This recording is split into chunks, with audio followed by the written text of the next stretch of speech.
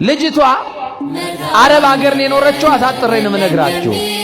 የሰማችሁ ነው። የእስልምና ሃይማኖት ተከታይ ናት።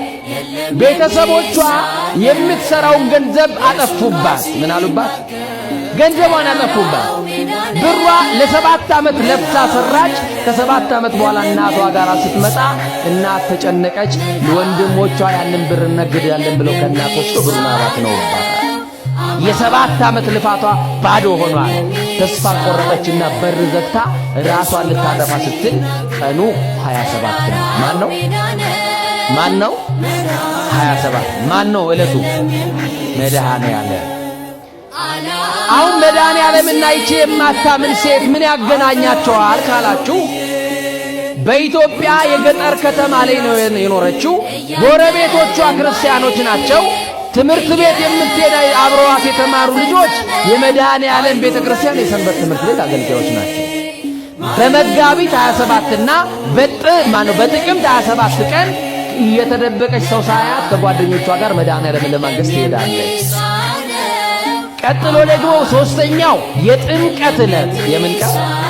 የመድኃኔዓለምን ታቦት እንሸኝ ይሏትና ልጆችን ባክ ያረጋል። በጣም የሚገርም እኮ ነው።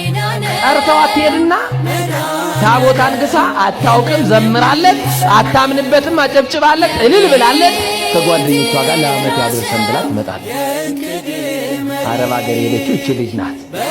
ዕለቱን አሰበች። ማን ነው? ራሷ ምን ልትል ነበረ? መድኃኔዓለም ክርስቲያኖች ያምኑብሃል፣ ብዙ ነገርን ታደርግላቸዋለህ፣ እኔ አላምንብህም፣ ራሴን ላጠፋ ነው። ለምን ቀንህን አስታወስኩት? ለምን አንተን እንዳስብ አደረከኝ? ራሴን ባጠፋ ይሻለኝ ነበር እኮ ብላ ምርር ብላ ለቀሰችና በሩን ከፍታ ወጣች። ስልክ አነሳችና ለአሰሪዎቹ አረብ ሀገር ደወለች። ታለቅሳለች። ምን ሆነሻል? ወደዛው ልመጣ ነው፣ ትኬት ላኩልኝ። የሆንሽውን ነገር ንገሪ። ቤተሰቦቼ ብሬን አባከኑብኝ። የ7 ዓመት ብር? አዎ እኛ እኮ የምንወድሽ ሰራተኛችን ነሽ፣ ብር ደግሞ ጨምረንልሻል፣ ትኬት ገዝተን እንጠራሻለን ብለው ትኬት ገዙላትና ድጋሚ ስደት ሄደች። ድጋሚ ስደት የሄደችበትን ቀን በወሩ በ27 ነው። ማነው ቀኑ? ከሞት አድኖ ተስፋ ቀጥሮላት የላካት ማነው? መድኃኔዓለምን ተስፋ አድርጓት ወጣች። ሄደች አረብ ሀገር 2 ዓመት 3 ዓመት የሰራችውን ብር የትም አላከችም፣ አጠራቀመችው ራሷ ይዛ። አንዱ በፌስቡክ ያወራታል፣ በሚያባብል በቁልምጫ ቃል ይነግራታል። ልቧ ተከተለ። የሰማችሁ ነው። በስደትማ ጊዜሽ አይባክንም፣ ነይና ኢትዮጵያ እንኑር አላት። እንግዲያውስ ረጅሙን ጊዜ አብረህ የምትኖር ከሆነማ ብላ የ3 ዓመቱን የሰበሰበችውን ብር ለዚህ ልጅ ላከችለት። እናት አልታመነችም፣ ወንድም አልታመነም። የማታውቀውን ሰው አምና በፌስቡክ ያወቀችውን ሰው 3 ዓመት ብሩ አላከችለትና ኢትዮጵያ ድንገት መጣች። እሱ ቤት እየሰራው ነው የሚላት። ልክ ቦሌ ዓለም አቀፍ ኤርፖርት ላይ እንደደረሰች ባል ተባለው ሰውዬ ስልክ አነሳችና ስደውል መጥቻለሁ አለችው። መቼም እናንተ ሰርፕራይዝ ነው የምትሉት። ምንድን ነው የምትሉት? ሰው እያስደነገጣችሁ እንዲህ ትላላችኋል። እና ሰውየው ደነገጠ። መጥቻለሁ ምትኝ ኢትዮጵያ ነው? የምርሽን ነው? አዎ። ስልኩን ጥርቅም አድርጎ ዘጋና ጠፋ። አሁንም ዕለቱ 27 ነው። ሊያድን ሲፈልግ እንዲህ ነው የሚሆነው። የሰማችሁ ይናር? ይሄ ሙቪ ድራማ አይደለም ማወራችሁ። የሰማችሁ ይናር? ዕለቱ 27 ነው። ቦሌ ኤርፖርት ቁጭ ብላ ሻንጣዋ ላይ ተደግፋ እየየ አለች። አስተናጋጆች መጡ። ሰራተኞች ቢያባብሏት የሆነችውን ነገር ልትናገር ፈቃደኛ አይደለችም። አይዞሽ ያልፋል፣ ምን ሆንሽ? ቤተሰብ በህይወት የሉም፣ ምን ሆነሻል? አይዞሽ ቢሏት ምንም በቃ ተውኝ ይውጣልኝ አለች። አለቀሰችና አንድ ነገር አለች።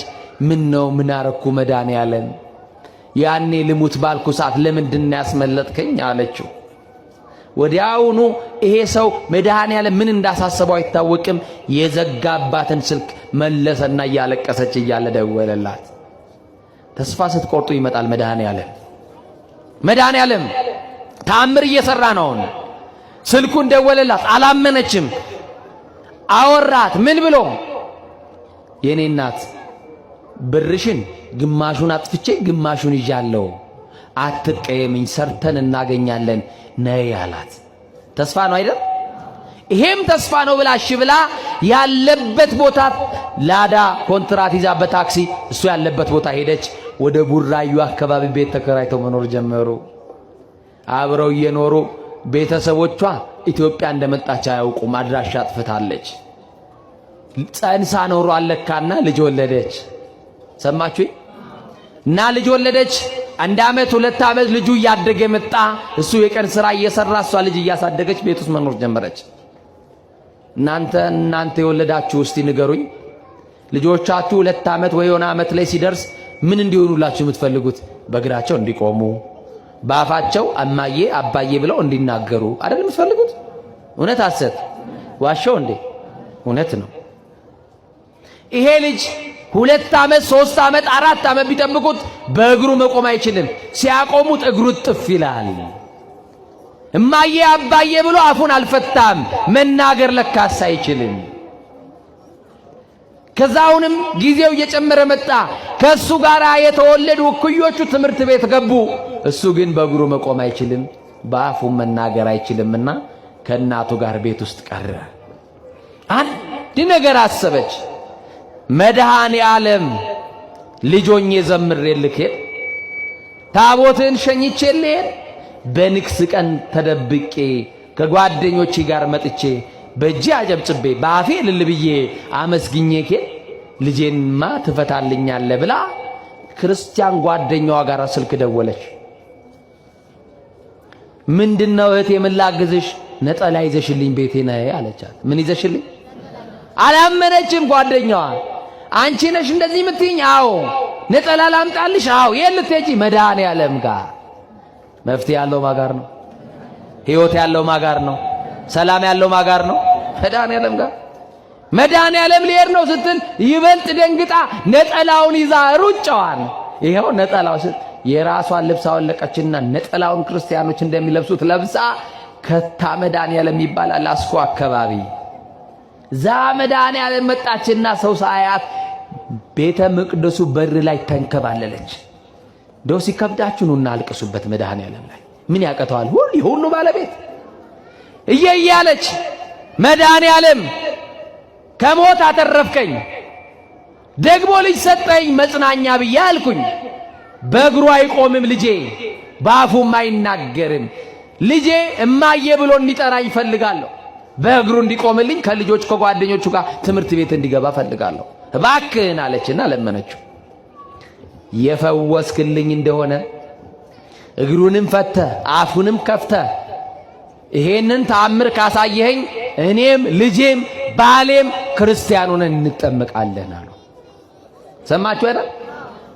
ክርስቲያን ጓደኛዋ በርቀት ሆና ትጠብቃታለች። አልቅሳ ስትጨርስ ወደ ጓደኛዋ ጋር መጣች። ጸለይሽ? አዎ። ተነፈሽ? አዎ። ቀለለኝ። መድኃኔ ዓለም ሰምቶኛል ማለት ነው አለች። መድኃኔ ዓለም የሁላችንም ጸሎት ይስማ። እንዲህ አለቻት። ያቺም ማታምነዋ ሴት ወደ ቤት ከመሄድሽ በፊት አንድ ነገር አድርጊ አለቻት። ጸበል ስላለ በዚህ ቦታ ጠዋት ልጁን አንጥተሽ አስጠምቂው አለቻት። እሺ አለች።